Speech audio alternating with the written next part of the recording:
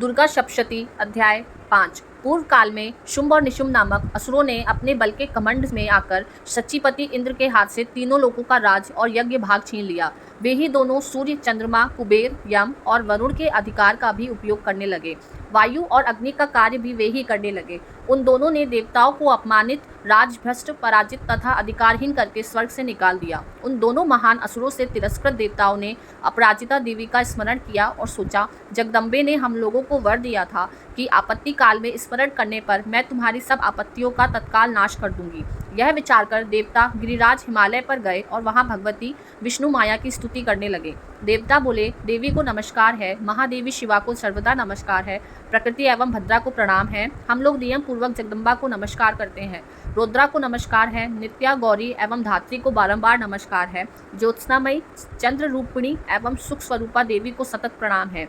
शरणागतों को कल्याण करने वाली वृद्धि एवं सिद्धि रूपा देवी को हम बारंबार नमस्कार करते हैं। नेत्रवती, राजाओं की लक्ष्मी तथा सर्वाणी स्वरूपा आप जगदम्बा को बार बार नमस्कार है। दुर्गा, दुर्गापारा, सारा, सर्वकारिणी, ख्याति, कृष्णा और धूम्रा देवी को सर्वदा नमस्कार है। अत्यंत सौम्य तथा अत्यंत रौद्र रूपा देवी को हम नमस्कार करते हैं। उन्हें हमारा बारंबार प्रणाम है। जगत की आधारभूता कृति देवी को बारंबार नमस्कार है। जो देवी सर्व प्राणियों में विष्णु माया के नाम से कही जाती हैं, उनको नमस्कार है, उनको नमस्कार है, उनको बारंबार नमस्कार है। जो देवी सर्व प्राणियों में चेतना कहलाती है, उनको नमस्कार है, उनको नमस्कार, उनको बारंबार नमस्कार। जो देवी सब प्राणियों में बुद्धि रूप से स्थित है, उनको नमस्कार, उनको नमस्कार, उनको बारंबार नमस्कार। जो देवी सब प्राणियों में निद्रा रूप से स्थित है, उनको नमस्कार, उनको नमस्कार, उनको बारंबार नमस्कार। जो देवी सब प्राणियों में शुद्धा रूप से स्थित है, उनको नमस्कार, उनको नमस्कार, उनको बारंबार नमस्कार। जो देवी सब प्राणियों में छाया रूप से स्थित है, उनको नमस्कार, उनको नमस्कार, उनको बारंबार नमस्कार। जो देवी सब प्राणियों में शक्ति रूप से स्थित है, उनको नमस्कार, उनको नमस्कार, उनको बारंबार नमस्कार। जो देवी सब प्राणियों में तृषा रूप से स्थित है, उनको नमस्कार, उनको नमस्कार, उनको बारंबार नमस्कार। जो देवी सब प्राणियों में शांति रूप से स्थित है, उनको नमस्कार, उनको नमस्कार, उनको बारंबार नमस्कार। जो देवी सब प्राणियों में जाति रूप से स्थित है, उनको नमस्कार, उनको नमस्कार, उनको बारंबार नमस्कार। जो देवी सब प्राणियों में लज्जा रूप से स्थित है, उनको नमस्कार, उनको नमस्कार, उनको बारंबार नमस्कार। जो देवी सब प्राणियों में शांति रूप से स्थित है, उनको नमस्कार, उनको नमस्कार, उनको बारंबार नमस्कार। जो देवी सब प्राणियों में श्रद्धा रूप से स्थित है, उनको नमस्कार, उनको नमस्कार, उनको बारंबार नमस्कार। जो देवी सब प्राणियों में कांति रूप से स्थित है, उनको नमस्कार, नमस्कार, बारंबार नमस्कार है। जो देवी सब प्राणियों में लक्ष्मी रूप से स्थित है, उनको नमस्कार, नमस्कार, उनको बारंबार नमस्कार है। जो देवी सब प्राणियों में वृत्ति रूप से स्थित है, उनको नमस्कार, उनको नमस्कार, उनको बारंबार नमस्कार है। जो देवी सब प्राणियों में स्मृति रूप से स्थित है, उनको नमस्कार, उनको नमस्कार, बारंबार नमस्कार है। जो देवी सब प्राणियों में दया रूप से स्थित है, उनको नमस्कार, उनको नमस्कार, उनको बारंबार नमस्कार है। जो देवी सब प्राणियों में दृष्टि रूप से स्थित है, उनको नमस्कार, उनको नमस्कार, उनको बारंबार नमस्कार है। जो देवी सब प्राणियों में माता रूप से स्थित है, उनको नमस्कार, उनको नमस्कार, उनको बारंबार नमस्कार है। जो देवी सब प्राणियों में भांति रूप से स्थित है, उनको नमस्कार, उनको नमस्कार, उनको बारंबार नमस्कार है। जो देवी जीवों के इंद्रिय वर्ग की अधिष्ठात्री देवी एवं सर्व प्राणियों में सदा व्याप्त रहने वाली है, उन व्याप्ति देवी को बारंबार नमस्कार है। जो देवी चैतन्य रूप से इस संपूर्ण जगत को व्याप्त करके स्थित है, उनको नमस्कार, उनको नमस्कार, उनको बारंबार नमस्कार है। पूर्व काल में अपने अभीष्ट की प्राप्ति होने से देवताओं ने जिनकी स्तुति की तथा देवराज इंद्र ने बहुत दिनों तक जिनका सेवन किया, वह कल्याण की साधना भूता ईश्वर हमारी कल्याण और मंगल करे तथा सारी आपत्तियों को नाश कर डाले। उद्दंड दैत्यों से सताए हुए हम सभी देवता जिन परमेश्वरी को इस समय नमस्कार करते हैं तथा जो भक्ति से विनम्र पुरुषों द्वारा स्मरण की जाने पर तत्काल ही संपूर्ण विपत्तियों का नाश कर देती है, वे जगदम्बा हमारा संकट दूर करे। ऋषि कहते हैं, राजन, इस प्रकार जब देवता स्तुति कर रहे थे, उस समय पार्वती देवी गंगा जी के जल में स्नान करने के लिए वहां आई।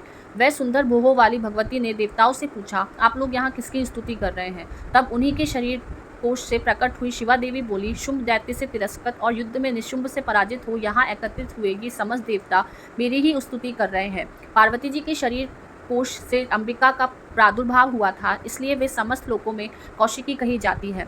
कौशिकी के प्रकट होने के बाद पार्वती देवी का शरीर काले रंग का हो गया, अतः वह हिमालय पर रहने वाली कालिका देवी के नाम से विख्यात हुई। तदंतर शुंभ निशुंभ के भृत्य चंड मुंड वहां आए और उन्होंने परम मनोहर रूप धारण करने वाली अंबिका देवी को देखा। फिर वे शुंभ के पास जाकर बोले, महाराज, एक अत्यंत मनोहर स्त्री जो अपनी दिव्य कांति से हिमालय को प्रकाशित कर रही है, वैसा उत्तम रूप कहीं किसी ने भी नहीं देखा होगा। असुरेश्वर, पता लगाइए वह देवी कौन है और उसे ले लीजिए। स्त्रियों में तो वह रत्न है, उसका प्रत्येक अंग बहुत ही सुंदर है तथा वह अपने श्री अंगों के प्रभा से संपूर्ण दिशाओं में प्रकाश फैला रही है। दैत्यराज, अभी वह हिमालय पर ही मौजूद है, आप उसे देख सकते हैं। प्रभु, तीनों लोकों में मणि, हाथी और घोड़े आदि जितने भी रत्न हैं, वह सब इस समय आपके घर में शोभा पाते हैं।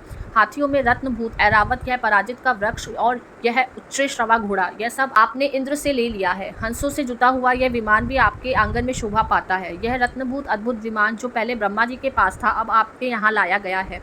यह महापद्य नामक निधि आप कुबेर से छीन लाए हैं। समुद्र ने भी आपको पिंच जलकिनी नाम की माला भेंट की है, जो केशरों से सुशोभित है और जिसके कमल कभी कुमलाते नहीं है। सुवर्ण की वर्षा करने वाला वरुण का छत्र भी आपके घर में शोभा पाता है तथा यह श्रेष्ठ रथ जो पहले प्रजापति के अधिकार में था, अब आपके पास मौजूद है। दैत्येश्वर, मृत्यु की उत्तरकांतिका नाम वाली शक्ति भी आपने छीन ली है तथा वरुण का पाश और समुद्र में होने वाले सब प्रकार के रत्न आपके भाई निशुंभ के अधिकार में है। अग्नि ने भी स्वतः शुद्ध किए हुए 2 वस्त्र आपकी सेवा में अर्पित किए हैं। दैत्यराज, इस प्रकार सभी रत्न आपने एकत्र कर लिए हैं। फिर जो यह स्त्रियों में रत्न रूप कल्याणमयी देवी है, इसे आप क्यों नहीं अपने अधिकार में कर लेते? ऋषि कहते हैं, चंडमुंड यह वचन सुनकर शुंभ ने महादैत्य सुग्रीव दूत बनाकर देवी के पास भेजा और कहा, तुम मेरी आज्ञा उसके सामने ये बातें कहना और ऐसा उपाय करना जिससे प्रसन्न होकर वह शीघ्र ही यहाँ आ जाए। वह दूत पर्वत के अत्यंत रमणीय प्रदेश में जहाँ देवी मौजूद थी गया और मधुर वाणी में कोमल वचन बोला। दूत बोला, देवी, दैत्यराज शुंभ इस समय तीनों लोगों के परमेश्वर है। मैं उन्हीं का भेजा हुआ दूत हूँ और यहाँ तुम्हारे पास आया हूँ। उनकी आज्ञा सदा सब देवता एवं स्वर से मानते हैं, कोई उसका उल्लंघन नहीं कर सकता। वे संपूर्ण देवताओं को परास्त कर चुके हैं। उन्होंने तुम्हारे लिए जो संदेश दिया है उसे सुनो। संपूर्ण त्रिलोकी मेरे अधिकार में है, देवता भी मेरी आज्ञा के अधीन चलते हैं। संपूर्ण यज्ञों के भागों को मैं ही पृथक पृथक भोगता हूँ। तीनों लोकों में जितने श्रेष्ठ रत्न हैं, वे सब मेरे अधिकार में है। देवराज इंद्र का वाहन ऐरावत, जो हाथियों में रत्न के समान है, मैंने छीन लिया है। क्षीर सागर का मंथन करने से जो अश्वरत्न उच्चश्रवा प्रकट हुआ था, उसे देवताओं ने मेरे पैरों पर पड़कर समर्पित किया है। सुंदरी, उसके सिवा और भी जितने रत्नभूत पदार्थ देवताओं, गंधर्वों और नागों के पास थे, वे सब मेरे ही पास आ गए हैं। देवी, हम लोग तुम्हें संस्कार की स्त्रियों में रत्न बांधते हैं, अतः तुम हमारे पास आ जाओ, क्योंकि रत्नों का उपभोग करने वाले हम ही हैं। चंचल कटाक्षों वाली सुंदरी, तुम मेरी या मेरे भाई महापराक्रमी निशुंभ की सेवा में आ जाओ, क्योंकि तुम रत्न स्वरूपा हो। मेरा वरण करने से तुम्हें तुलना रहित महान ऐश्वर्य की प्राप्ति होगी। अपनी बुद्धि से यह विचार कर तुम मेरी पत्नी बन जाओ। ऋषि कहते हैं, दूत के ये है कहने पर कल्याणमयी भगवती दुर्गा देवी, जो इस जगत को धारण करती है, मन ही मन गंभीर भाव से मुस्कुराई और बोली। देवी ने कहा, दूत, तुमने सत्य कहा, इसमें तनिक भी मिथ्या नहीं है। शुंभ तीनों लोकों का स्वामी है और निशुंभ भी उसी के समान पराक्रमी है, किंतु इस विषय में मैंने जो प्रतिज्ञा कर ली है उसे मिथ्या कैसे करूं? मैंने अपनी अल्प बुद्धि के कारण पहले से जो प्रतिज्ञा कर रखी है उसे सुनो। जो मुझे संग्राम में जीत लेगा, जो मेरे अभिमान को चूर्ण कर देगा तथा संसार में जो मेरे समान बलवान होगा, वही मेरा स्वामी होगा। इसलिए शुंभ अथवा महादैत्य निशुंभ स्वयं ही यहाँ पधारे और मुझे जीतकर शीघ्र ही मेरा पारिग्रहण कर ले। इसमें विलंब की क्या आवश्यकता है? दूत बोला, देवी, तुम घमंड में भरी हो, मेरे सामने ऐसी बातें ना करो।